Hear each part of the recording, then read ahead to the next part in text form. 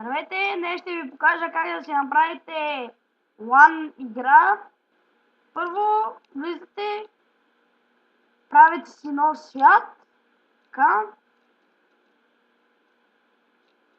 изчаквате го да се построи.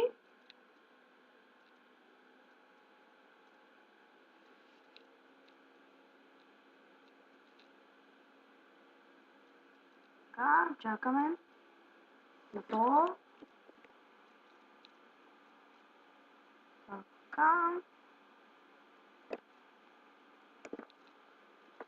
И сега влизате, натискате S, натискате Open to LAN и тук избирате Game Mode Survival, Spectre, Creative и Adventure.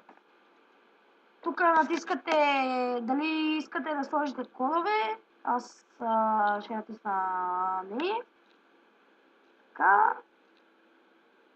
И натискате Start One Word. Тук ви се показват числа, но има само едно много гадно нещо.